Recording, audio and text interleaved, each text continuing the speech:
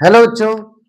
अपने पिछले क्लास में हम लोगों ने रदरफोर्ड मॉडल देखा था और रदरफोर्ड मॉडल से रिलेटेड सारी चीजें जैसे अल्फा स्कैटरिंग एक्सपेरिमेंट कैसे हुआ, अल्फा स्कैटरिंग एक्सपेरिमेंट के ऑब्जर्वेशंस क्या थे, अल्फा स्कैटरिंग एक्सपेरिमेंट का कंक्लूजन क्या निकला और अल्फा स्कैटरिंग एक्सपेरिमेंट के बेसिस पे कैसे रदरफोर्ड ने न्यूक्लियर स्ट्रक्चर यानी न्यूक्लियर साइज को डिस्कवर किया और कैसे उसकी कैलकुलेशन की।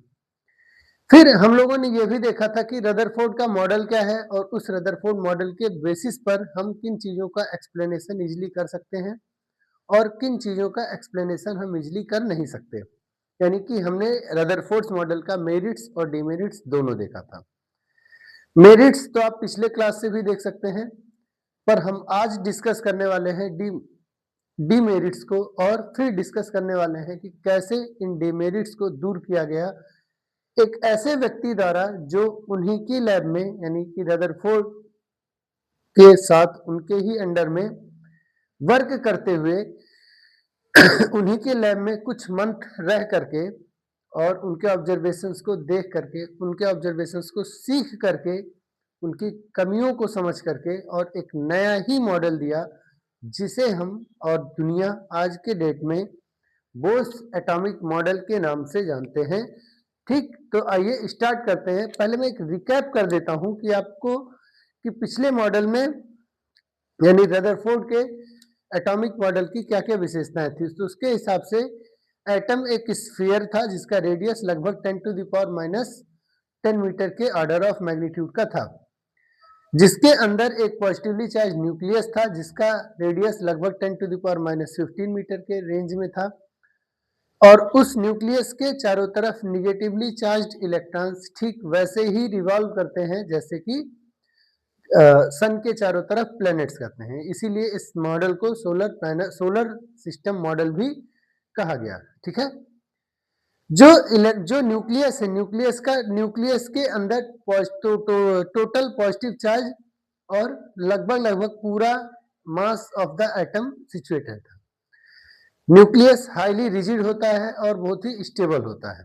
ठीक है, ये सारी चीजें मॉडल में थी, पर इस मॉडल की दो डिमेरिट्स निकल के आई जो मेजर प्रॉब्लम थी, और वो ये थी कि अकॉर्डिंग टू इलेक्ट्रोमैग्नेटिक रेडिएशन यानी इलेक्ट्रोमैग्नेटिक थियरी के बेसिस पर हम लोगों ने देखा कि एक accelerating charge particle energy radiate करता है और क्योंकि इलेक्ट्रॉन सर्कुलर पाथ में चल रहा है इसका अर्थ है कि वो भी एक्सीलरेटिंग होगा, और क्योंकि यह एक्सीलरेटिंग होने के साथ साथ निगेटिवली चार्ज भी होता है इसका अर्थ है कि यह भी एनर्जी रेडिएट करेगा, और अगर एनर्जी रेडिएट करेगा तो इसकी एनर्जी भी लगातार घटती चली जाएगी, और अगर लगातार एनर्जी घटती रही तो यह न्यूक्लियस के चारों ओर चक्कर लगाते हुए एक स्पाइरल रास्ता तय करेगा और एक समय के बाद उसी न्यूक्लियस में गिर जाएगा। यानी कि we can not explain the stability of atom on the basis of Rutherford's atomic model.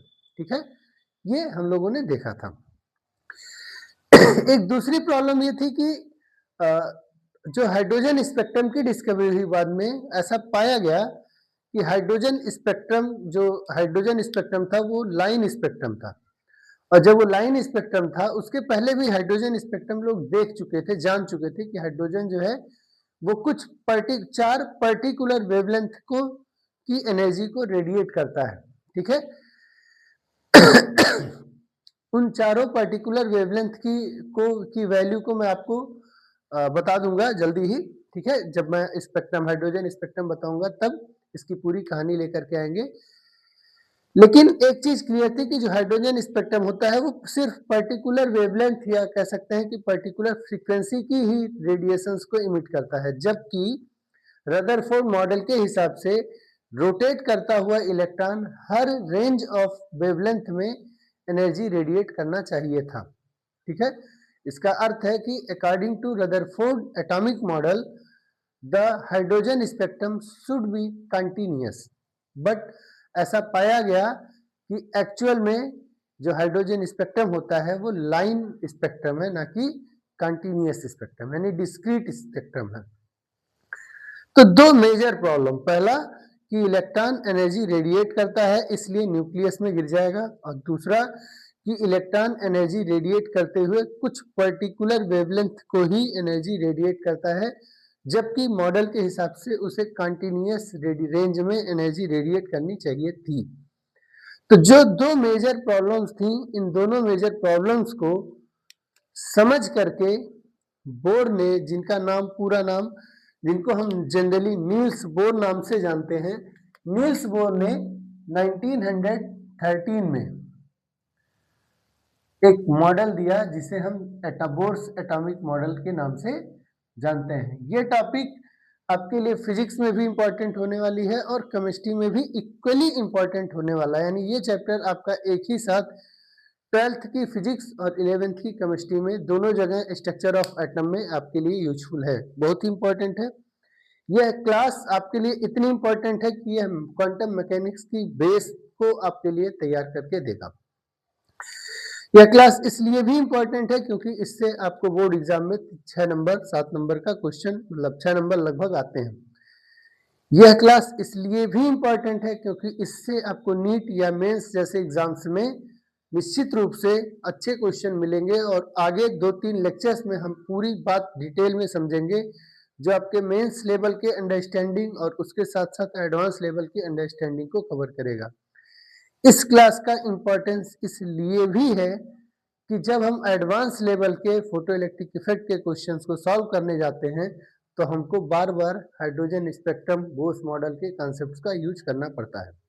ठीक है, तो आइए स्टार्ट करते हैं कि बोर्स एटॉमिक मॉडल क्या है। उससे पहले मैं थोड़ा सा आपको बता दूं कि जो नील्स बोर थे उन्होंने 1912 में, 1911 में रदरफोर्ड अल्फा स्कैटरिंग एक्सपेरिमेंट हुआ था। 1912 में यानी कि 1 साल के बाद जब पूरी थियरी आ गई होगी रदरफोर्ड की, उस समय रदरफोर्ड के अंडर में ही पीएचडी करने के लिए, यानी पीएचडी की डिग्री यानी डॉक्टरेट की डिग्री करने के लिए रदरफोर्ड जो कि वहाँ के कॉलेज प्रोफेसर थे, उन्हीं के अंडर में, उन्हीं के डिपार्टमेंट में काम करने के लिए आए। 1912 में उन्होंने रदरफोर्ड अल्फा स्कैटरिंग एक्सपेरिमेंट को अच्छे से समझा, उसके ऑब्जर्वेशंस को देखा, उसके कंक्लूजन्स को देखा और वो ये बात, इस बात के लिए कंप्लीटली श्योर थे कि रदरफोर्ड्स एटॉमिक मॉडल में कोई कमी नहीं है। यानी कि जो एक्सपेरिमेंट रदरफोर्ड ने अल्फा स्कैटरिंग एक्सपेरिमेंट किया है उसके ऑब्जर्वेशंस परफेक्टली ठीक है और उन ऑब्जर्वेशंस को एक्सप्लेन करने के लिए जो मॉडल रदरफोर्ड ने सुझाया है, प्रपोज किया है, वो मॉडल भी ठीक है। इसका दो ही अर्थ था, या तो इलेक्ट्रोमैग्नेटिक वेव थ्योरी गलत थी या तो फिर कुछ और ही होने वाला है।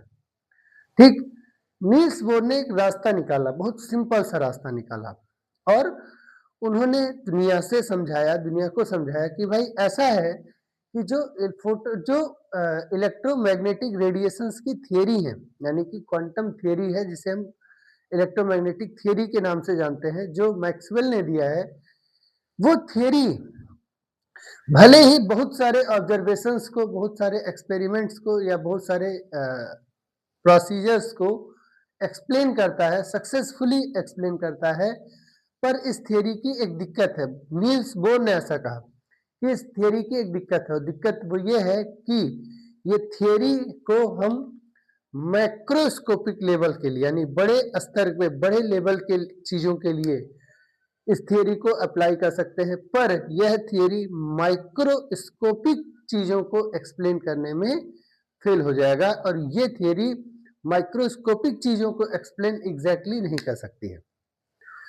ठीक, इसका मतलब है कि इन्होंने सीधे सीधे फोटो इलेक्ट्रोमैग्नेटिक रेडिएशंस की इलेक्ट्रोमैग्नेटिक थियरी को ही यह कह दिया कि electromagnetic theory can not be exactly applied to the atomic level.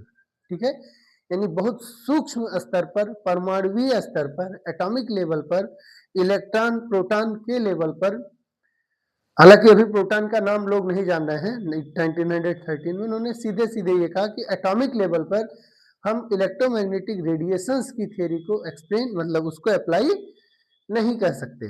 तो उन्होंने यहां से एक नए तरीके का अप्रोच दिया, पर अपनी बात को कहने के लिए बाकी सभी लोगों ने थियरी और मॉडल के आधार पर बात किया था। रदरफोर्ड ने अपनी बात को हाइपोथेसिस के फॉर्म में दिया और उन्होंने इसे थियरी ना कह के नया वर्ड दिया जिसे हम लोग कहते हैं पॉस्टुलेट्स। तो रदरफोर्ड ने क्या दिए? 3 पॉस्टुलेट्स दिए। 3 क्या दिए? पॉस्टुलेट्स दिए। और इन तीनों पॉस्टुलेट्स को हिंदी में कहते हैं अभिगृहित। अभिगृहित अभिगृहित पॉस्टुलेट्स क्या होता है? पॉस्टुलेट्स एक तरीके के हाइपोथेसिस होते हैं, हाइपोथेटिकल स्टेटमेंट्स होते हैं। जैसे थियरी कोई बोल्ड चीज होती है, हाइपोथेसिस चीज को क्या बोलते हैं? पॉस्टुलेट्स बोलते हैं। जनरली ऐसा है। ये 3 पॉस्टुलेट्स हैं, हिंदी में इसे क्या कहेंगे? 3 अभिगृहित दिए। यानी रदरफोर्ड ने एटॉमिक मॉडल नहीं दिया बल्कि 3 अभिगृहित या 3 पॉस्टुलेट्स दिए। ठीक है, जिसे हम रदरफोर्ड्स पॉस्टुलेट्स कहते हैं। पहला फर्स्ट पॉस्टुलेट, दूसरा सेकंड पॉस्टुलेट और तीसरा थर्ड पॉस्टुलेट। मैंने क्या किया है? तीनों पॉस्टुलेट्स का एग्जैक्टली स्टेटमेंट लेकर के हम आए हैं। ये स्टेटमेंट आपको एनसीईआरटी में भी मिल जाएगा, एक्चुअली वहीं से उठाया गया है। और ये तीनों स्टेटमेंट्स मुझे लगता है कि सबसे ज्यादा प्रिसाइज्ड मैनर में, सबसे अच्छे तरीके से, सबसे सिस्टमेटिक तरीके से और सबसे ज्यादा अच्छे टेक्निकल वर्डिंग्स के साथ जिस बुक में आपको आसानी से और अच्छे से मिल जाएगा वो एनसीईआरटी ही हो सकती है। तो मैंने इस स्टेटमेंट्स को एनसीईआरटी से ही सीधे उठाया है। आप सबसे पहले क्या करिए, हमें लोग एक बार इसको पढ़ लेते हैं, फिर आप एक स्क्रीनशॉट ले लीजिएगा, फिर हम लोग 1 बाय 1 करके तीनों पॉस्टुलेट्स को नॉर्मल लैंग्वेज में भी समझेंगे। पर आप बोर्ड में लिखने के लिए प्रयास करिएगा इसी लैंग्वेज में लिखने के लिए। तो पहले मैं आपको एक बार स्टार्टिंग से समझा देता हूं, उसके बाद आप इसका स्क्रीनशॉट ले लीजिएगा। ठीक है, तो आइए स्टार्ट करते हैं। सबसे पहले बात करते हैं नील्स बोर के फर्स्ट पॉस्टुलेट्स को, जिसे कहेंगे फर्स्ट पॉस्टुलेट ऑफ बोर, यानी Bohr's first postulate. Bohr's first postulates Bohr's first postulate states that an electron in an atom could revolve in certain stable orbits without the emission of radiant energy, contrary to the predictions of electromagnetic theory। Model क्या कह रहा है? Theory क्या कह रही है या postulate क्या कह रहा है कि an electron in an atom, किसी परमाणु में एक इलेक्ट्रॉन कुड रिवॉल्व कर सकता है, चक्कर लगा सकता है, किसमें? इन सर्टेन स्टेबल ऑर्बिट्स, कुछ निश्चित अस्थाई कक्षाओं में, without the emission of radiant energy, बिना किसी विकिरण ऊर्जा के उत्सर्जन के। यानी इलेक्ट्रॉन नाभिक के चारों ओर, यानी इलेक्ट्रॉन परमाणु में कुछ निश्चित अस्थाई कक्षाओं में चक्कर लगाता है बिना किसी विकिरित ऊर्जा के, यानी बिना ऊर्जा का विकिरण किए, जो कि contrary to the predictions of electromagnetic theory है। यानी कि जो विद्युत चुंबकीय तरंगों के सिद्धांतों या प्रेडिक्शंस के थियरी के, यानी कि सिद्धांत के क्या है? विपरीत है, विरोधाभासी है। अकॉर्डिंग टू दिस पॉस्टुलेट, इस पॉस्टुलेट के अनुसार each atom has certain definite stable states, her atom के पास कुछ निश्चित, डेफिनिट यानी सर्टेन यानी निश्चित, डेफिनिट माने विशेष, स्पेशल, स्टेबल यानी अस्थाई स्टेट्स होते हैं। स्टेट्स माने अवस्थाएं होती हैं। इन विच इट कैन एग्जिस्ट, जिसमें वो क्या करता है? एग्जिस्ट करता है। And each possible state has definite total energy, her possible state के पास डेफिनिट टोटल एंड निश्चित टोटल एनर्जी होती है, कुल ऊर्जा होती है। These are called the stationary states of the atom। और इन states को हम क्या बोलते हैं? स्टेशनरी यानी अस्थाई अवस्थाएं, अस्थाई कक्षाएं कहते हैं। इसका अर्थ है कि पॉस्टुलेट जो है स्पेशली बात कर रहा है किसके बारे में? स्टेशनरी ऑर्बिट्स के बारे में, जो कहता है कि इलेक्ट्रॉन सिर्फ स्टेशनरी ऑर्बिट्स में ही नाभिक के चारों तरफ चक्कर लगाएंगे, और जब वो चक्कर लगाएंगे तो कोई भी एनर्जी का रेडिएशन नहीं करेंगे, जैसा कि इलेक्ट्रोमैग्नेटिक थियरी कह रही थी। जो मैंने आपको शुरू में बताया कि उन्होंने कहा कि इस थियरी को हम एटॉमिक लेवल पर अप्लाई नहीं कर सकते। ठीक है, क्यों नहीं कर सकते? उस टाइम तक उनके पास भी इसका कोई एग्जैक्ट लॉजिकल एक्सप्लेनेशन नहीं था। 1913 की थियरी है, 1927 के आसपास जाकर के पहली बार डी ब्रॉगली के मैटर वेव्स के कॉन्सेप्ट पर जाकर के इसको समझाया जा सका अच्छे से, ठीक है। फिर पर कोई किसी के पास ऑप्शन नहीं था। सेकंड पोस्टुलेट पर आते हैं। सेकंड पोस्टुलेट कहता है, अब देखिए फर्स्ट पोस्टुलेट बात करता है कुछ स्टेशनरी स्टेट्स ऑफ एटम का, यानी कुछ अस्थाई अवस्थाओं की बात करता है। सेकंड पोस्टुलेट कहता है कि स्टेशनरी स्टेट्स कौन सी हैं, यानी किन स्टेट्स को हम स्टेशनरी स्टेट कहेंगे, किन चीजों को हम स्टेशनरी स्टेट कहेंगे। तो सेकंड पोस्टुलेट स्टेशनरी स्टेट्स को क्या करता है, डिफाइन करता है कि कौन सी चीजें स्टेशनरी और स्टेट्स होंगी। सो फिर से देखिए इट लिखा हुआ, इट माने द सेकंड बोर्स पोस्टुलेट, यानी Bohr's second postulate states that the electron revolve around the nucleus only in those orbits for which the angular momentum is some integral multiple of h by 2 pi, where h is the Planck's constant, जिसकी value 6.626 into 10⁻⁻34 joule second होता है, जो हम लोगों ने photoelectric effect की theory में भी देखा था, ठीक। Thus the angular momentum of the orbiting electron is quantized। क्या कह रहा है, ध्यान से समझिए। यह कहता है इट स्टेट्स दैट, इसका कथन है यानी यह कहता है कि, या इसके अनुसार, the electron revolve around the nucleus only in those orbits for which the angular momentum is some integral multiple of h by 2 pi, यानी कि बोर के द्वितीय अभिगृहित के अनुसार इलेक्ट्रॉन नाभिक के चारों ओर सिर्फ उन्हीं अस्थायी कक्षाओं में चक्कर लगाता है जिसके लिए उसका कोणीय संवेग h by 2 pi के पूर्ण गुणज के रूप में होता है, ठीक है।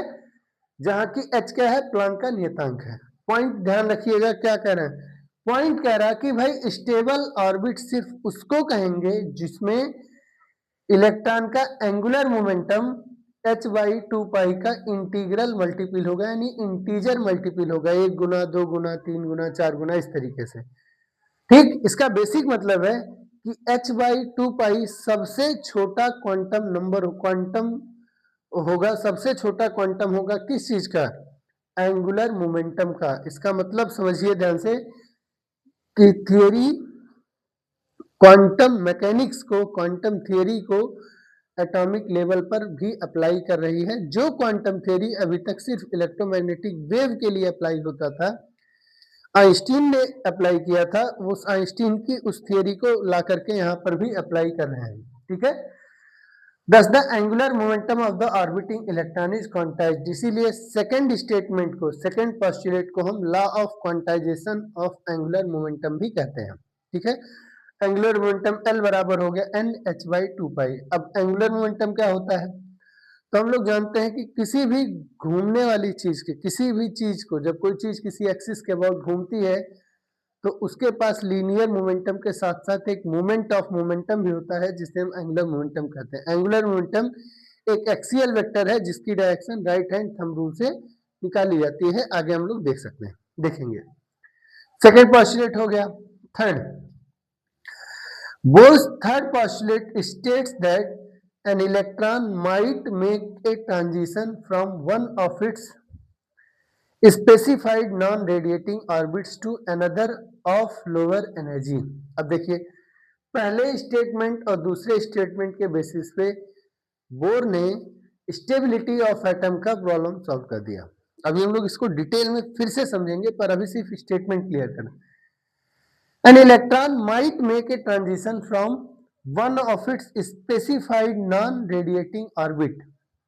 एक इलेक्ट्रॉन माइट माने कर सकता है, माइट मेक ए ट्रांजिशन यानी संक्रमण कर सकता है, यानी एक जगह से दूसरी जगह जा सकता है। माइट मेक अ ट्रांजिशन, यह संक्रमण कर सकता है, कैसे या कहां से कहां, from one of its specified, यानी जो विशेष ऊपर बताए हैं कि कौन सी कक्षाएं, उन किसी विशेष स्पेसिफाइड नॉन रेडिएटिंग ऑर्बिट, यानी जिसमें ऊर्जा का उत्सर्जन नहीं करता है, अविकिरित, जिसमें विकिरण नहीं करता है, ऐसे किसी ऑर्बिट से वह दूसरे ऑर्बिट में जो किसकी ऊर्जा कम होगी उसमें जा सकता है। यानी इलेक्ट्रॉन हायर एनर्जी लेवल से लोअर एनर्जी लेवल में क्या कर सकता है, संक्रमण कर सकता है।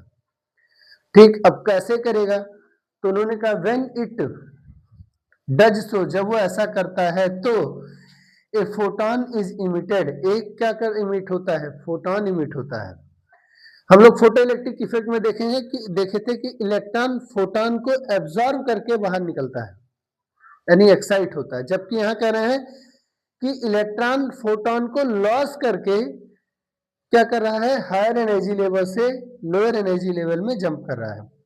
Having energy equal to the, और जो फोटोन वो इमिट करेगा उसके पास हैविंग एनर्जी, उसके पास एनर्जी होगी कौन सी, equal to the energy difference between the initial and final, initial और फाइनल स्टेट्स का जो डिफरेंस ऑफ एनर्जी है उसके बराबर एनर्जी होगी किसकी, उस इमिटेड फोटोन की। और जो फ्रीक्वेंसी निकालेंगे तो हम लोग जानते हैं एनर्जी ऑफ ए फोटोन होता है E equals to H nu, तो एनर्जी ऑफ द फोटोन यानी फ्रीक्वेंसी ऑफ द फोटोन निकालेंगे E initial minus E final. ठीक है, तो ये बोर के नील्स बोर के तीनों पॉस्टुलेट्स हैं जो one of the best methods से लिखा गया है, जिसमें आपको कहीं कोई गलती नहीं है। बोर्ड आपसे 3 मार्क्स का एक क्वेश्चन पूछता है, राइट द बोर्स पॉस्टुलेट्स। कभी कभी यह कहता है कि राइट बोस सेकंड पॉस्टुलेट या फर्स्ट पॉस्टुलेट या थर्ड पॉस्टुलेट, तो आप यहाँ से पॉस्टुलेट्स का स्टेटमेंट उतार सकते हैं, फोटोकॉपी मतलब फोटो स्क्रीनशॉट ले लीजिए या लिख सकते हैं, स्क्रीनशॉट ले लिए बाद में भी लिख सकते हैं। नहीं यहाँ से करना चाहते हैं कोई दिक्कत नहीं है, आप इसे एनसीईआरटी से भी उतार सकते हैं, हिंदी मीडियम की एनसीईआरटी में भी है, इंग्लिश मीडियम की एनसीईआरटी में भी है। ठीक है, एग्जैक्ट स्टेटमेंट है उन्हीं के तरीके से। इसका एक स्क्रीनशॉट ले लिए, फिर हम लोग इसको मिटाकर इसको एक एक करके समझते हैं। हो गया, ठीक,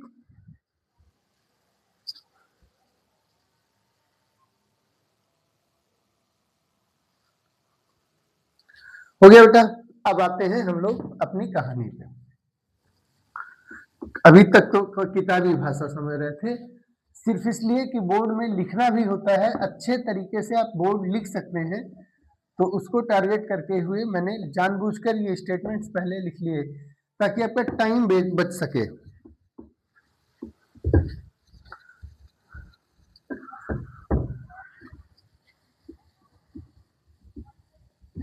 ठीक है, चलिए आइए वन बाय वन करके समझते हैं। सबसे पहले हम लोगों ने रदरफोर्ड मॉडल की दो प्रॉब्लम्स को समझा था। दो प्रॉब्लम कौन कौन सी डिमेरिट्स थी।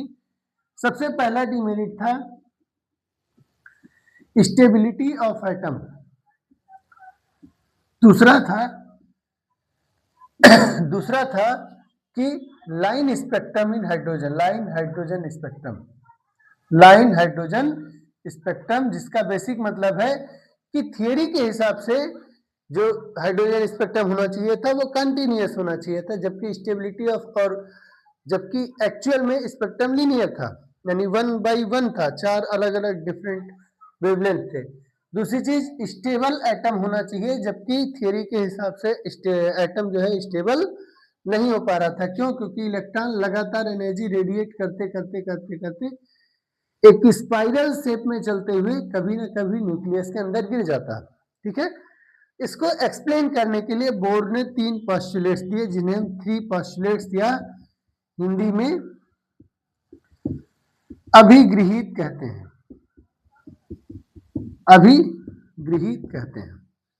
ठीक है, सबसे पहला जो पोस्टुलेट है वो बताता है हमें स्टेशनरी ऑर्बिट्स के बारे में। सबसे पहला जो स्टेटमेंट है वो बताता है हमें स्टेशनरी ऑर्बिट्स के बारे में, जो कहता है कि इलेक्ट्रॉन सिर्फ उन्हीं स्टेबल ऑर्बिट्स में चक्कर लगाएंगे जो, ठीक, जिसमें वो एनर्जी का रेडिएशन नहीं करते। यानी जो मॉडल कह रहा था कि इलेक्ट्रॉन कहीं भी घूम सकता है, इन्होंने फिक्स कर दिया कि इलेक्ट्रॉन कहीं भी नहीं घूम सकता। इलेक्ट्रॉन न्यूक्लियस के चारों तरफ क्या करेगा, कुछ पर्टिकुलर पाथ में ही घूमेगा। मान लीजिए एक पाथ हो गया, इस ऑर्बिट में घूम सकता है, ठीक, फिर कुछ देर बाद दूसरा ऑर्बिट कहीं और होगा, उसमें घूम सकता है, तीसरा ऑर्बिट कहीं और होगा, उसमें घूम सकता है। अब ये नहीं, इलेक्ट्रॉन या तो यहाँ घूमेगा या यहाँ घूमेगा, बीच में नहीं रहेगा। अब कोई पूछे कि सर ऐसा कैसे हो सकता है, तो अब एक बात बताइए, आप सीढ़ी चढ़ते हैं, चढ़ते हैं ना, सब लोगों ने चढ़ा हुआ है। आप फर्स्ट स्टेप पर हैं, फिर सेकंड स्टेप पे हैं, फिर थर्ड स्टेप पे हैं, फिर फोर्थ स्टेप पे हैं। क्या कभी आप 1.5 स्टेप पे पैर रख सकते हैं?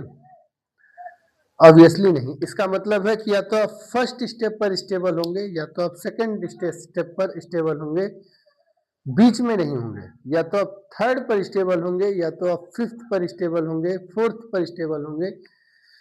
और ये सभी एक पर्टिकुलर हाइट के क्या है, इंटीग्रल मल्टीपल है, यानी कि आप कम से कम एक हाइट चढ़ेंगे ही चढ़ेंगे, या आप उतरेंगे भी तो कम से कम एक हाइट उतरेंगे ही उतरेंगे। इसका बेसिक मतलब है, जैसे एग्जांपल के लिए दूसरा एग्जांपल किया, तो आप फर्स्ट फ्लोर पर होंगे, या तो आप सेकंड फ्लोर पर होंगे, या तो आप ग्राउंड फ्लोर पर होंगे, फोर्थ फ्लोर पर होंगे, थर्ड फ्लोर पर होंगे, पर कभी भी आप 0.3 फ्लोर पर नहीं होंगे। क्यों? क्योंकि बीच में आप स्टेबल नहीं रह सकते हैं, या तो आप फर्स्ट पर गिर जाएंगे और नहीं तो आपको सेकंड पर जाना पड़ेगा। ठीक है, या तो आप ग्राउंड पर गिर जाएंगे, या तो आपको फर्स्ट पर रहना पड़ेगा।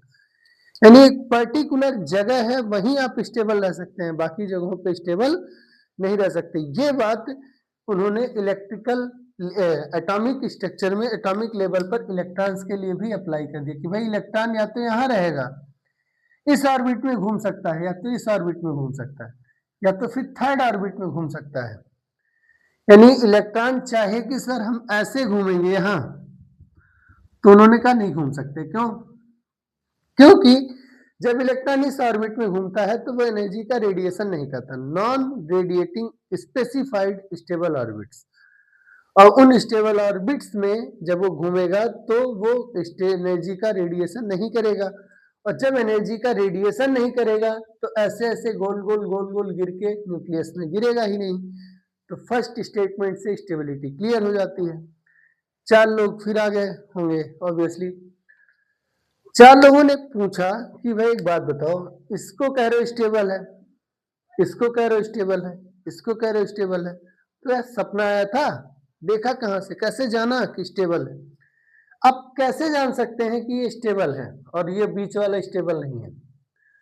तो उन्होंने कहा अच्छा ऐसी बात है, सेकंड पोस्टुलेट पढ़ो। सेकंड में मैं क्या कहा था? तो first orbital, first statement, first postulate is about stationary orbits, यानी कि अस्थाई कक्षाओं के बारे में है। ठीक, ऑर्बिट को हिंदी में कहते हैं कक्षाएं या कक्षाएं या कक्षा। ठीक, तो उन्होंने कहा कुछ, जब लोगों ने पूछा कि फर्स्ट और सेकंड में कह रहे हो तो बीच में क्यों स्टेबल नहीं रहता, और कैसे आप जानेंगे कि अस्थाई कक्षाएं कौन सी हैं? तो उन्होंने कहा इसके लिए सेकंड पोस्टुलेट पढ़ो। तो सेकंड पोस्टुलेट क्या कहता है? सेकंड पोस्टुलेट कहता है कि electron could revolve only in those stable orbits in which their angular momentum is integral multiple of h by 2 pi, यानी इलेक्ट्रॉन सिर्फ उन्हीं अस्थाई कक्षाओं में ही चक्कर लगा सकता है जिनके लिए उनका कोणीय संवेग h by 2 पाई का पूर्ण गुणज के रूप में होगा। ठीक, इसका मतलब है कि जो कोणीय संवेग है L, वो h टाइम्स h by 2 पाई का क्या होगा? h by 2 पाई का क्या होगा? इंटीग्रल मल्टीपल होगा, यानी n की वैल्यू या तो 1 होगी, या तो 2 होगी, या तो 3 होगी, या तो 4, ऐसे ऐसे होगा। यानी कि सिर्फ उन्हीं कक्षाओं में इलेक्ट्रॉन चक्कर लगा सकता है जिनके लिए, जिनमें घूमते समय उनका कोणीय संवेग, एंगुलर मोमेंटम h by 2 पाई का कुछ गुना होगा, 2 गुना, 3 गुना, 4 गुना, 5 गुना, इंटीग्रल गुना होगा, यानी पूर्ण गुणांक होगा, पूर्ण गुणज होगा। ठीक, तो देखो कौन से में अस्थाई होगा, जिसमें ये शर्त कंप्लीट होगी। ठीक, तो फर्स्ट और सेकंड स्टेटमेंट से हम आराम से स्टेबिलिटी ऑफ एटम के चीज को, प्रॉब्लम को क्या कर सकते हैं, खत्म कर सकते हैं। अब लोगों ने पूछा होगा कि भैया एक बात बताओ, कैसे जाने कि ये h by 2 पाई के गुना ही होता है? तो ये मुझे नहीं मालूम, ये मैं नहीं आता, पर होता है, बात खत्म। नहीं होता है, नहीं मानना है तो मत मानो। ठीक ठीक, अब इस चीज को 1913 में इन्होंने कहा, इस चीज को 1924 के बाद लगभग 1927-28 के आसपास जाकर के, जब डी ब्रॉगली ने डी ब्रॉगली हाइपोथेसिस दिया अबाउट मैटर वेव, वहां जाकर के ये चीज इजिली क्या हो पाई, एक्सप्लेन हो पाई। और मैंने डी ब्रॉगली स्टेटमेंट आपको फोटो इलेक्ट्रिक इफेक्ट में ही बताया था कि हर मैटर पार्टिकल क्या होता है, एक डुअल बिहेवियर रखता है। पर क्योंकि हम एटॉमिक स्ट्रक्चर का theory date wise year wise समझने की कोशिश कर रहे हैं, इसलिए अभी हम वहां नहीं जा रहे हैं, अभी सिर्फ समझा रहे हैं कि ऐसा होगा तभी स्टेबल होगा। तो सेकंड जो स्टेटमेंट है, सेकंड स्टेटमेंट अबाउट किसके है, क्वांटाइजेशन ऑफ एंगुलर मोमेंटम के बारे में। किस चीज के बारे में है, क्वांटाइजेशन ऑफ एंगुलर मोमेंटम के बारे में है, यानी कोणीय संवेग के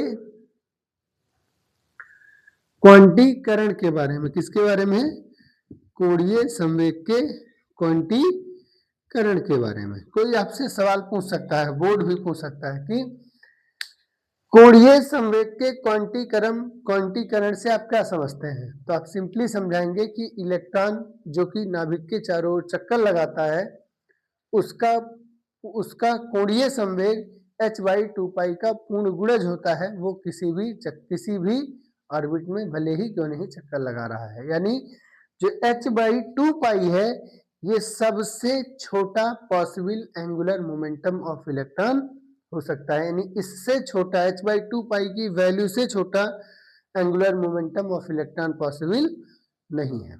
ठीक है, यही है क्वांटाइजेशन का किसका कॉन्सेप्ट, एंगुलर मोमेंटम के क्वांटाइजेशन का कॉन्सेप्ट।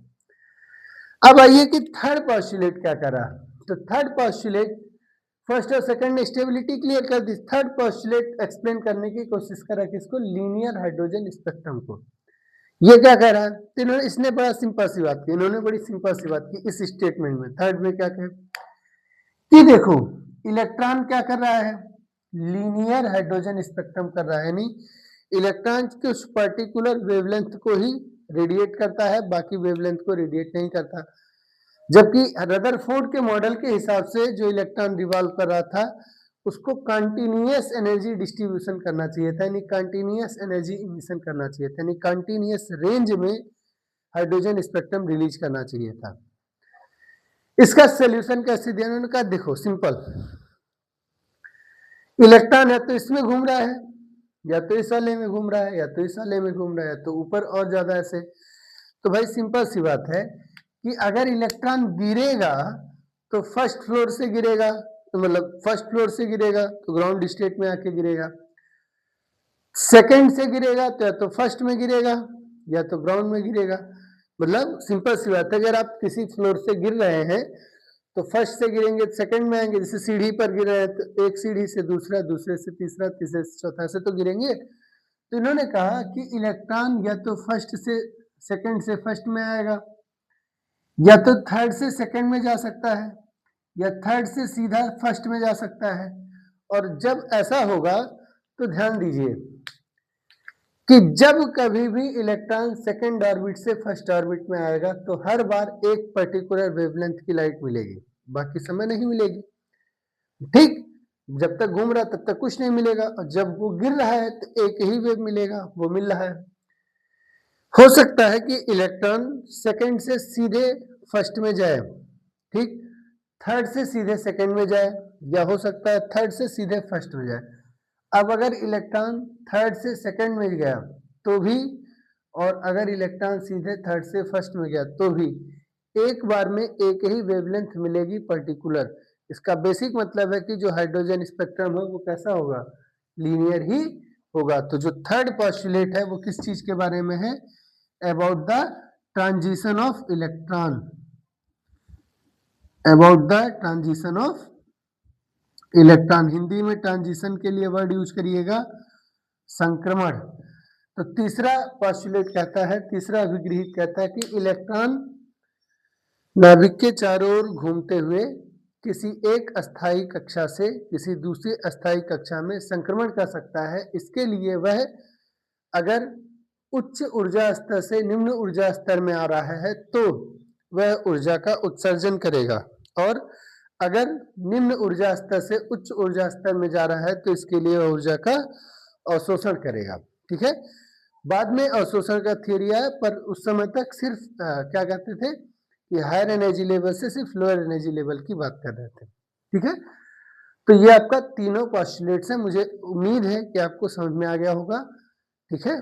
पर अगर अभी भी नहीं आ रहा है, कोई चीज समझ में नहीं आ रही, तो आप हमसे फिर से पूछ सकते हैं, ठीक है, कोई दिक्कत नहीं। आप कमेंट बॉक्स में जरूर बताया करिए कि कोई चीज आपके समझ आई या नहीं आई। अगर नहीं आई होगी तो फिर से आपको समझाया जाएगा, ठीक है, कोई दिक्कत नहीं। सो यहां आते आते यानी अब तक हम लोगों ने एटॉमिक मॉडल पढ़ लिया, ठीक, जो कि बोर का मॉडल था। अब दिक्कत यह है कि इस मॉडल के बेसिस पर हम हाइड्रोजन के, हम एटम्स के बारे में और क्या क्या चीजों की जानकारी रख सकते हैं।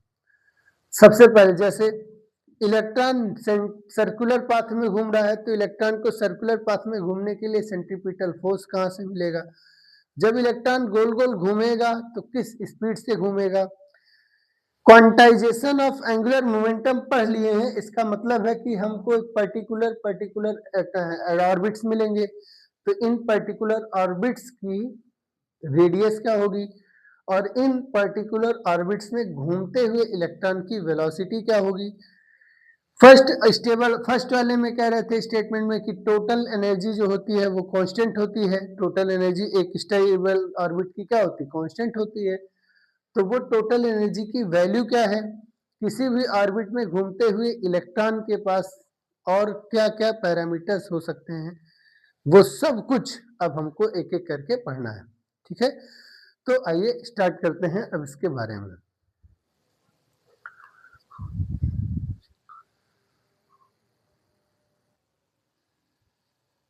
ठीक है। तो अब आइए स्टार्ट करते हैं वन बाय वन, एक एक चीज को पढ़ना, ठीक।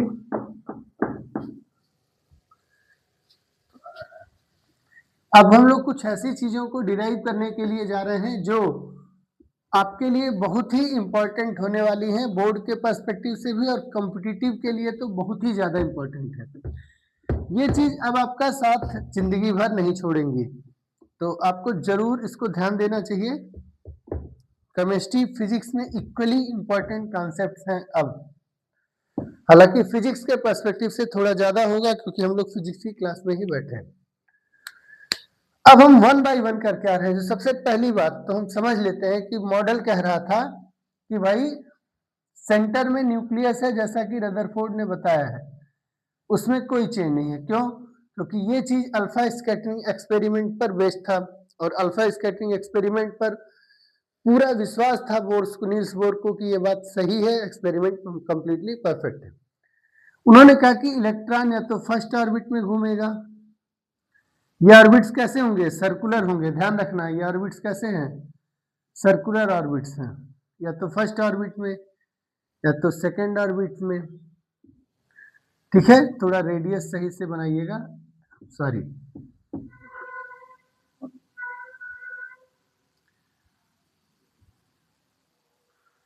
ऐसे थर्ड में, ऐसे फोर्थ में, फिफ्थ में, सिक्स्थ में, किसी में भी। अब मान लीजिए कि कैसे ये पता चलेगा कि यही और यही रेडियस होगा, कैसे ये पता चलेगा कि अगला रेडियस ये होगा, कैसे ये पता चलेगा कि अगला रेडियस ये होगा, और अगर होगा तो इस रेडियस की वैल्यू क्या होगी, और किसी भी ऑर्बिट में घूमते समय इलेक्ट्रॉन की स्पीड क्या होगी, इलेक्ट्रॉन की एनर्जी क्या होगी, इलेक्ट्रॉन का एंगुलर मोमेंटम क्या होगा, ये सारी चीजें समझते हैं। तो मान लीजिए ये इलेक्ट्रॉन का फर्स्ट ऑर्बिट है, सेकंड है, थर्ड है, ऐसे ऐसे करते करते सपोज करिए कि ये nth ऑर्बिट है। ये क्या है, nth ऑर्बिट है। इस nth ऑर्बिट की रेडियस है मान लीजिए Rn, nth ऑर्बिट की रेडियस है Rn, सबस्क्रिप्ट में है n। अभी के लिए हम सिर्फ r लिख रहे हैं, लास्ट में n लगा लेंगे, ठीक है। इस nth ऑर्बिट में घूमते हुए इलेक्ट्रॉन की वेलोसिटी यानी स्पीड है v। वेलोसिटी और स्पीड क्यों कह रहे हैं, वेलोसिटी नहीं कहेंगे क्योंकि velocity time to time change होती है, क्योंकि सर्कुलर पाथ है, इसलिए हम लोग स्पीड यानी चाल की बात करेंगे, तो वो चाल है v, ठीक है। सबसे पहला पॉइंट कि स्टार्टिंग कैसे करें, तो ध्यान रखिएगा कि from Bohr's second postulate, from Bohr's second postulate, Bohr के द्वितीय अभिगृहित से angular momentum M V R should be equal to n times of h by 2 pi. nth orbit में घूमते हुए इलेक्ट्रॉन का कोणीय संवेग यानी एम वी आर की जो वैल्यू है वो इक्वल होनी चाहिए किसके, h बाई 2 पाई के। ठीक है, और इसी एम वी आर को ही हम क्या बोलते हैं, एल बोलते हैं, जिसे हम कोणीय संवेग कहते हैं। यानी कि nवें कक्षा में घूमते समय इलेक्ट्रॉन की कोणीय संवेग यानी एम वी आर की वैल्यू h बाई 2 पाई का पूर्ण गुणज होना चाहिए, जहां n की वैल्यू या तो 1 होगी, 2 होगी, 3 होगी, 4 होगी, 6 होगी, 5, 7 होगी, ऐसे होगी, यानी कि क्या कहेंगे, इंटीजर होगा। ठीक है, सिंपल है। सेकेंड, अगर आपसे मान लिया पूछे कि फर्स्ट ऑर्बिट में एनर्जी बताओ, फर्स्ट ऑर्बिट का मोमेंटम बताओ, तो h by 2 pi, second orbit में angular momentum 2h by 2 pi, third orbit में 3h बाई 2 पाई, चौथे ऑर्बिट में 4h बाई 2 पाई, इस तरीके से होगा। पहला चीज। दूसरा कि इलेक्ट्रॉन जब गोल गोल घूम रहा है तो इलेक्ट्रॉन को घूमने के लिए एक सेंट्रीपिटल फोर्स की जरूरत पड़ेगी, जो हम लोग जानते हैं कि किसी भी चीज को वृत्तीय पथ में घूमने के लिए अभिकेंद्रीय बल यानी सेंट्रीपिटल फोर्स की जरूरत पड़ती है, और यह centripetal force towards the centre लगना चाहिए, यानी केंद्र की ओर लगना चाहिए। केंद्र की ओर एनर्जी, ये जो फोर्स है वो लगेगा क्यों, क्योंकि केंद्र पे पॉजिटिवली चार्ज न्यूक्लियस है और ये जो इलेक्ट्रॉन है वो निगेटिवली चार्ज है। दोनों की वैल्यू, दोनों का चार्ज क्या क्या है, तो सिंपल सी बात है, चार्ज ऑन न्यूक्लियस कितना होगा, प्लस होगा, और Z इंटू ई, जहां Z क्या है, उस एटम का क्वांटम, इस एटम का एटॉमिक नंबर है, यानी परमाणु क्रमांक है। Z क्या है, एटॉमिक नंबर है, एटॉमिक नंबर है, जिसे हम हिंदी में परमाणु क्रमांक कहते हैं। आगे चल के बाद में डिफाइंड हुआ कि परमाणु क्रमांक वास्तव में प्रोटॉन, परमाणु के अंदर यानी एटम के अंदर जो न्यूक्लियस है उस न्यूक्लियस में प्रेजेंट नंबर ऑफ प्रोटॉन्स के इक्वल होता है, पर बाद में डिफाइंड हुआ। ई क्या है, एलिमेंट्री चार्ज है, और इलेक्ट्रॉन का चार्ज कितना होगा, तो हम लोग जानते हैं कि चार्ज ऑन इलेक्ट्रॉन निगेटिवली होता है, निगेटिव चार्ज होता है, और इसकी वैल्यू भी उतनी ही होती है जितनी की एलिमेंट्री चार्ज की, पर साइन कैसा होता है, निगेटिव होता है। ठीक है, हो गया। v जो है वो इलेक्ट्रॉन का स्पीड है इन द nth ऑर्बिट, और r radius of nth orbit है।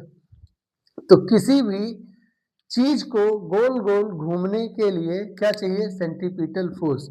तो द सेंट्रीपिटल फोर्स यानी अभिकेंद्रीय बल is provided by the force of attraction between the positively charge nucleus and the negatively charge electron, यानी धनावेशित नाभिक और ऋणावेशित इलेक्ट्रॉन के बीच में लगने वाला विद्युत स्थिर वैद्युत बल, कूलॉमीय बल क्या देगा, अभिकेंद्रीय बल देगा। तो सेंट्रीपिटल फोर्स कौन देगा, कूलॉम्बियन फोर्स देगा। क्या देगा, कूलॉम्बियन फोर्स से मिलेगा। हिंदी में लिखना चाहें तो लिख सकते हैं अभिकेंद्रीय बल बराबर कूलॉमीय बल। अभिकेंद्रीय बल का फॉर्मूला होता है mv² बाई आर या mr⍵², जबकि कूलॉम्बीय बल का फॉर्मूला होता है 1/4 पाई एप्सिलॉन नॉट, पहला चार्ज यानी कि E और दूसरा charge Z into E by radius कितना है, डिस्टेंस कितना है, r²। मैंने निगेटिव साइन नहीं लिखा है क्योंकि निगेटिव साइन का सिर्फ इतना मतलब है कि इस पर जो फोर्स लगेगा वो इस तरफ लगेगा, ठीक है, अंदर की ओर, towards the centre. 1/4 pi epsilon nought एक कांस्टेंट होता है, जिसमें एप्सिलॉन नॉट को कहते हैं परमिटिविटी ऑफ फ्री स्पेस। इसी को हिंदी में, इसी को और एक तरीका क्या कहते हैं, एब्सोल्यूट परमिटिविटी ऑफ वैक्यूम या फ्री स्पेस। हम लोग इसको सिंपली कह सकते हैं परमिटिविटी ऑफ फ्री स्पेस, जब फ्री स्पेस कह दिए तो ऑब्वियस सी बात है कि एप्सिलॉन नॉट की वैल्यू अपने आप से एब्सोल्यूट हो गई। इसकी वैल्यू होती है 8.854 इंटू 10⁻12, 8.854 इंटू 10⁻12। और अगर इसकी वैल्यू ढूंढनी है एग्जैक्टली मतलब इसका ऐसा यूनिट ढूंढना है तो आप F equals to 1/4 epsilon naught Q1 Q2 by R square वाले फॉर्मूले से निकाल सकते हैं। एप्सिलॉन इधर आ जाएगा, F इधर आ जाएगा, तो Q square by C square by Newton पर मीटर स्क्वायर। सो कूलॉम स्क्वायर पर न्यूटन मीटर स्क्वायर, ये हो गया इसका ऐसा यूनिट। Z बात हो चुकी है, एटॉमिक नंबर है, E एलिमेंट्री चार्ज है और R radius of the nth orbit है, M है इलेक्ट्रॉन का द्रव्यमान यानी मास ऑफ इलेक्ट्रॉन। M क्या है? Mass of electron. तो अब आगे से हम इन सिंबल्स का मतलब बार बार नहीं लिखेंगे, ठीक? ये मतलब मैंने आपको पहले हर सिंबल का बता दिया। तो पूरे चैप्टर में जनरली किसी भी चीज का एनर्जी, किसी भी चीज का डेरिवेशन करने के लिए आपका स्टार्टिंग इनिशियल पॉइंट यही होना चाहिए हर बार। आपको जब भी फॉर्मूला भूलेगा आप इन्हीं दोनों के हेल्प से क्या करेंगे? डिराइव करेंगे। तो ये आपके लिए इंपॉर्टेंट होने वाला है, ठीक है? तो first statement, first law, both second postulate से फर्स्ट लाइन और सेकंड लाइन आई है centripetal force is equal to Colombian force से।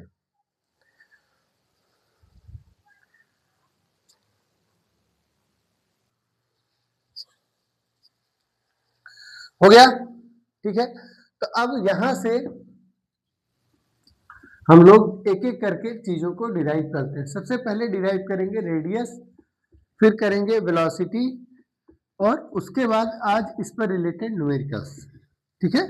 तो सबसे पहले हम रेडियस ऑफ nth ऑर्बिट का डेरिवेशन करेंगे, फिर वेलोसिटी ऑफ nth ऑर्बिट का, velocity of electron in nth orbit का करेंगे यानी स्पीड का, और फिर इन दोनों से रिलेटेड न्यूमेरिकल्स करेंगे आज की क्लास में, ठीक है? तो आइए स्टार्ट करते हैं रेडियस ऑफ nth ऑर्बिट के बारे में पढ़ना।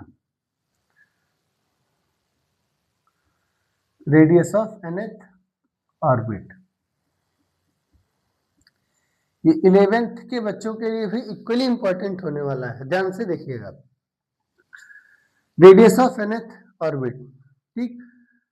सिंपल स्टेटमेंट याद कैसे करें? तो कुछ नहीं याद करना, सेकंड पोस्टुलेट बोर का उठाना है, mvr बराबर nh/2π, first statement, first law यानी फर्स्ट इक्वेशन, और centripetal force is equal to Colombian force यानी mv²/r is equal to 1/4π epsilon nought, पहला चार्ज दूसरा चार्ज न्यूक्लियस का होगा डिवाइडेड बाय उनके बीच का डिस्टेंस का स्क्वायर, सेकेंड स्टेटमेंट, ठीक? इन दोनों से क्या करें? हमें डिराइव करना है रेडियस का, तो हम वेलोसिटी को खत्म करेंगे। वेलोसिटी को खत्म करने के लिए फ्रॉम इक्वेशन 1 वी हैव, क्या मिल सकता है हमारे पास? तो फर्स्ट स्टेटमेंट से हमको वेलोसिटी की जगह एक वैल्यू मिल सकती है, किस फॉर्म में? nh/2π into m into R, यानी v इक्वल्स टू हो गया nh/2π, m नीचे आया r नीचे आया तो 2π m और r मिला। इसको पुट कर देते हैं सेकंड में, पुटिंग दिस इन सेकंड, ये इसको मान लेते हैं equation number 3, putting this in equation 3, sorry equation 2। अब ध्यान रखिएगा बच्चों, ध्यान रखिएगा कि अगर हमें रेडियस चाहिए तो हम इसमें वैसे वेलोसिटी की वैल्यू निकालेंगे और इस वाले में रख देंगे, और अगर हमें वेलोसिटी चाहिए तो हम इसमें से रेडियस की वैल्यू उठाएंगे और इसमें लाके रेडियस की जगह रख देंगे, ठीक है? क्लियर है? तो आप एक चीज देखिए, m है, ठीक, सेकेंड इक्वेशन से m है, ठीक, r है, ठीक, वेलोसिटी की जगह है v है, v की जगह रखेंगे n h by 2 pi m और r पूरे का होल स्क्वायर, क्योंकि v स्क्वायर था, is equal to 1 by 4 pi epsilon naught z E square by 2, और z कंफ्यूज ना हो इसलिए z के बीच में क्रॉस लगा रहेगा हमेशा, r स्क्वायर, ठीक है, हो गया इक्वेशन। अब सॉल्व करते चले जाइए, अपने आप r की वैल्यू आ जाएगी, कैसे, m बाई r, ठीक है, m बाई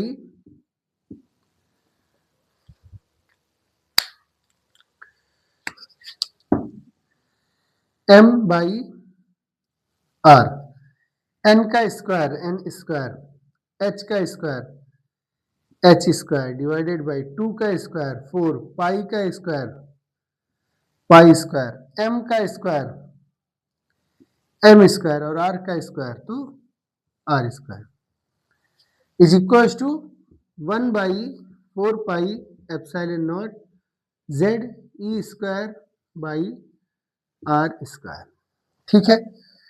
ये आर स्क्वायर इस आर स्क्वायर से कैंसिल हो गया,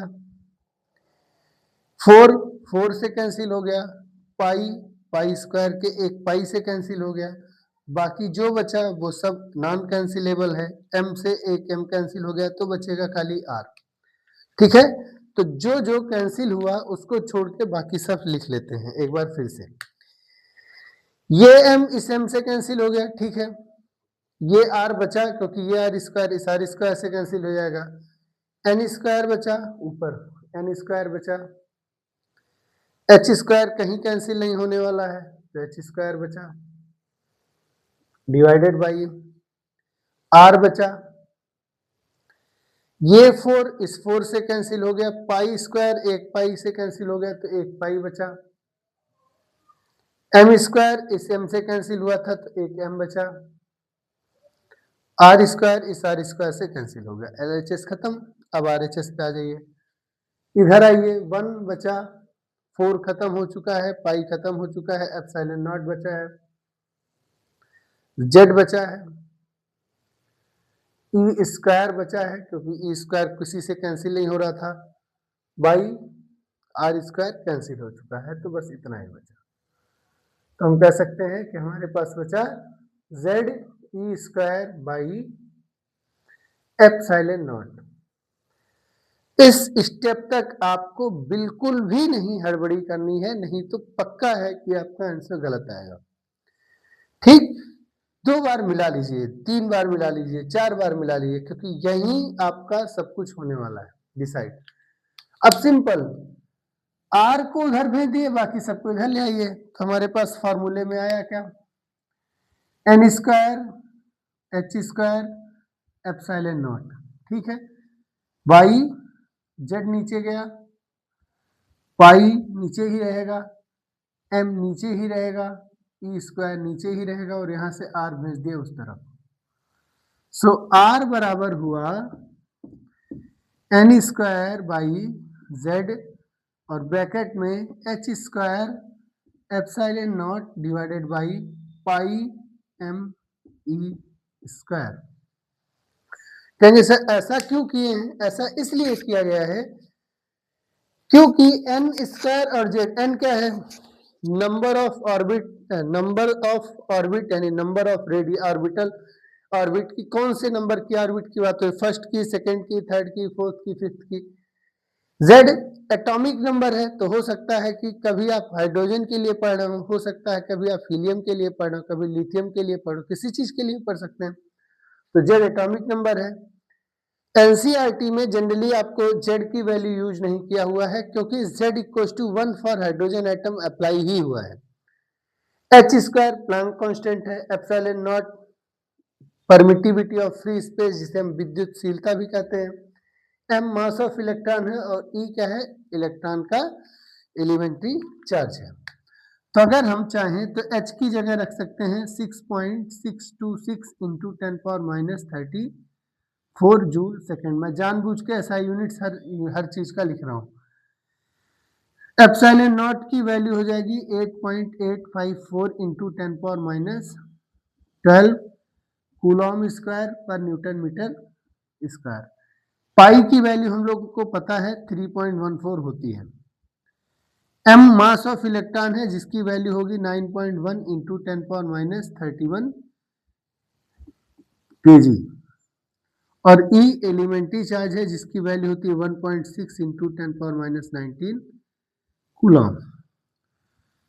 तो अगर ये सभी कांस्टेंट्स की वैल्यू यहाँ पुट कर दें तो वो भी एक क्या होगा, कांस्टेंट होगा। दैट मीन्स कि R is directly proportional to n square and R is inversely proportional to Z। जैसे जैसे एटॉमिक नंबर बढ़ता है Z की वैल्यू बढ़ती है कि घटती है, बढ़ती है। और जैसे जैसे Z की वैल्यू बढ़ती है R की वैल्यू कम होगी, प्रोवाइडेड दैट n कांस्टेंट हो। ठीक है। सो जब हम सबकी वैल्यू आप रख के सॉल्व करेंगे तो ये R की वैल्यू आएगी इस तरीके से। ध्यान रखिएगा आप, n square by Z into इस कांस्टेंट की वैल्यू आती है 0.529 एंगस्ट्रॉम। करके देख सकते हैं आप, कोई दिक्कत वाली बात नहीं है, पर ये याद रखना है। सो nth ऑर्बिट की radius I, radius of nth orbit आया n square by Z 0.529 angstrom. अब दो तीन प्रॉब्लम चीजें हैं। पहला, Z चेंज होने से R की वैल्यू चेंज होती है। हाइड्रोजन का फर्स्ट ऑर्बिट का रेडियस कुछ और होगा, हीलियम के फर्स्ट ऑर्बिट का रेडियस कुछ और हो सकता है, लिथियम के फर्स्ट ऑर्बिट का रेडियस कुछ और हो सकता है। इसलिए Z की वैल्यू पर रेडियस डिपेंड करता है। फिर हाइड्रोजन के लिए ही फर्स्ट ऑर्बिट का रेडियस कुछ और होगा, सेकंड रेडियस कुछ और होगा, थर्ड रेडियस कुछ और होगा। ठीक है, क्लियर है। और इन सब का ऑर्डर ऑफ मैग्नीट्यूड एंगस्ट्रॉम में है, यानी 10⁻10 इनबिल्ट वैल्यू रखी हुई है साथ साथ। क्लियर है इतनी बात? ठीक है, कोई दिक्कत? अब एक जनरल बात करते हैं। 10th में आप लोगों ने पीरियोडिक टेबल पढ़ा था, पीरियोडिसिटी पढ़ा था, और उसमें हम लोगों ने देखा था, हम लोग एक बात पढ़ते हैं कि on increasing the on going from left to right in a period the atomic size goes on decreasing. जैसे से हम लेफ्ट टू राइट जाते हैं पीरियोडिक टेबल में, वैसे वैसे एटॉमिक रेडियस घटता है। क्यों घटता है?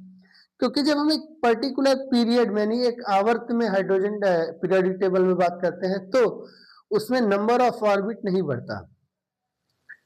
ठीक है, अगर फर्स्ट ऑर्बिट की बात करें तो सिर्फ एक ही ऑर्बिट आता है फर्स्ट पीरियड में, सेकंड पीरियड में 2 ऑर्बिट होते हैं, थर्ड पीरियड में 3 ऑर्बिट्स होते हैं। तो एक पर्टिकुलर पीरियड में जब हम लेफ्ट टू राइट ट्रेवल करते हैं तो पीरियड नंबर नहीं बढ़ता, और since the period number of periods constant है इसलिए R इनवर्सली प्रोपोर्शनल होता है Z के, और Z बढ़ने से R की वैल्यू कम होती है। ठीक है, क्लियर है यहां तक? इसका स्क्रीनशॉट ले लीजिए, डिराइवेशन इंपॉर्टेंट है।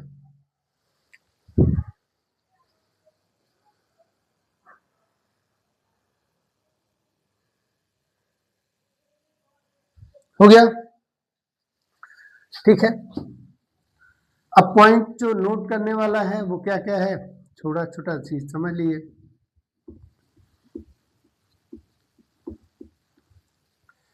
अगर हम खाली हाइड्रोजन की बात करें, यानी for hydrogen atom, for hydrogen atom, for hydrogen atom Z की वैल्यू होगी 1, इसलिए R डायरेक्टली प्रोपोर्शनल होगा n स्क्वायर के। ठीक, तो फर्स्ट ऑर्बिट का रेडियस हो जाएगा 0.529 एंगस्ट्रॉम, जिसको हम क्या बोलेंगे, R0। इसकी वैल्यू R0 की कितनी होती है? इसकी वैल्यू होती है h square epsilon not divided by pi m e square. ठीक, और इसे कहते क्या हैं? तो इसे कहते हैं बोर्स रेडियस। क्या कहेंगे? Bohr's radius.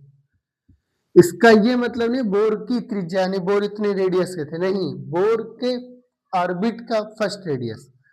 बोर ऑर्बिट के ऑर्बिट, यानी बोर ऑर्बिट का मतलब है बोर के मॉडल के हिसाब से जो ऑर्बिट है उस ऑर्बिट का फर्स्ट ऑर्बिट का रेडियस है r0, जिसे a0 या r0 के रेस नाम से जानते हैं, और इसकी वैल्यू होती है 0.529 एंगस्ट्रॉम या h square epsilon not pi m e square. Clear है?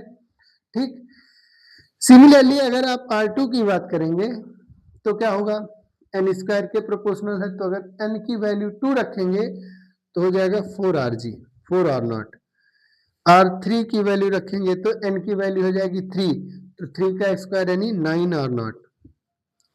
ऐसे चलते, इसका बेसिक मतलब है कि for hydrogen atom r1 is to r2 is to r3 is to r4 is to ऐसे ऐसे चले जाइए, तो इसकी वैल्यू होती है, ठीक, या r5 भी लिख लेते हैं, तो इसकी वैल्यू होती है 1 is to 4 is to 9 is to 16 is to 25, ऐसे 20 36 49, यानी 1 square 2 square 3 square 4 square 5 square, इस तरीके से चले। बोर्ड सवाल पूछेगा हाइड्रोजन एटम के फोर्थ ऑर्बिट और सेकेंड ऑर्बिट का रेशियो क्या है, तो 4 और सेकेंड का रेशियो 16/4 यानी 4:1।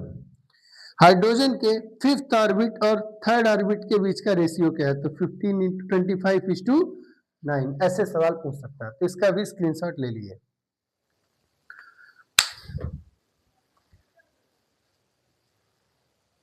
हो गया। अब आते हैं velocity of electron in nth orbit.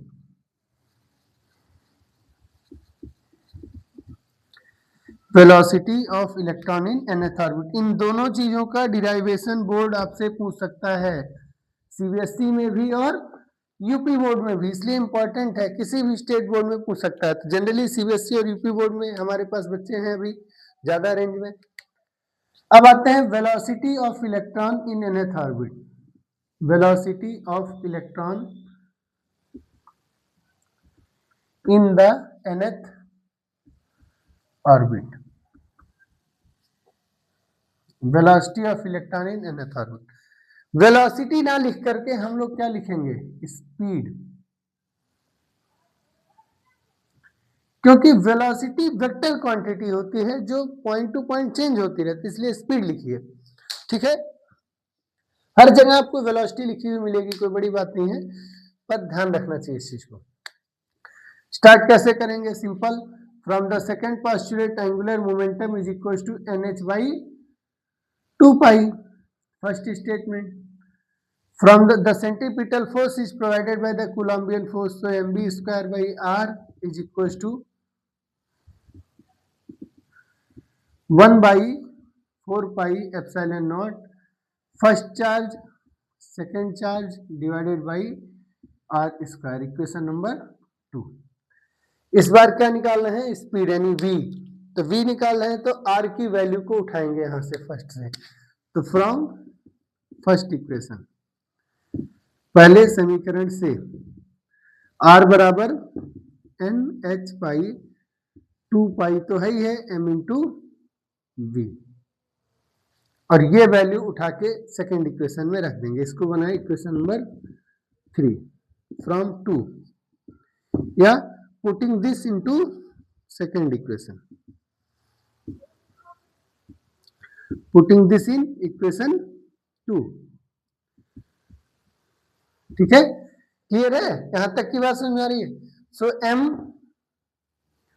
v²/r, एक आर यहाँ है एक आर यहाँ है, तो सेकेंड इक्वेशन को जो हम सॉल्व करेंगे तो r और एक आर कट जाएगा, तो यहां से r गायब हो गया और यहाँ बचा 1/4πε0 z(e²/r²), तो एक आर कट गया, खाली क्या बचा r, और r की हम ये वैल्यू यहाँ पे लाके रख सकते हैं ना, तो r की जगह हम ये वैल्यू लाके रखे क्या, nh/2πmv। ठीक, अब इसको सॉल्व कर लिए, तो नीचे से ये 2πmv ऊपर चला गया, तो हमारे पास बचा mv² equal to Z E square divided by 4 pi epsilon naught N H, और ऊपर से चला गया, नीचे से चला गया 2 पाई और एम और वी। 2 और 4 का 2 कट गया, पाई कट गया, वी यहाँ कट गया और एम भी कट गया। तो हमारे पास एलएचएस में बचेगा M M cancel, V square का एक वी कैंसिल वी, ठीक। और आरएचएस में बचेगा जेड ई स्क्वायर, 2 कट चुका है, पाई कट चुका है, एम कट चुका है, बी कट चुका है, डिवाइडेड बाई 4 कटा था 2 से तो 2, पाई कट चुका है, एप्सिलॉन नॉट और एच और एन। तो हम इसे थोड़ा सा लिख सकते हैं, v equals to Z by N E square by 2 epsilon nought H, ठीक। ये हो गया आपका velocity of nth orbit, velocity यानी speed of electron in nth orbit, electron की speed in nth orbit. Again हम E की वैल्यू, एप्सिलॉन नॉट की वैल्यू, H की वैल्यू कांस्टेंट है, इसकी वैल्यू रखेंगे तो v इक्वल्स टू आएगा z बाई एन इंटू, और ये कांस्टेंट की वैल्यू रखेंगे तो सॉल्व करने पे आएगा 2.2 इंटू 10 पावर 6, और एसआई यूनिट है मीटर पर सेकेंड। यानी इलेक्ट्रॉन लगभग हमेशा इस रेंज में 10 पावर 6 मीटर पर सेकेंड के स्पीड से ऑर्बिटल स्पीड में ट्रेवल करता है। ये इलेक्ट्रॉन का एटम में ऑर्बिटल स्पीड है। अब एक प्लस पॉइंट है इस कॉन्सेप्ट का, सेम कॉन्सेप्ट से आप ग्रेविटेशन में ऑर्बिटल रेडियस ऑफ सैटेलाइट्स निकाल सकते हैं, ठीक है, बात समझ में आई। सेम कॉन्सेप्ट आप यूज कर सकते हैं charges moving in uniform circular motion में,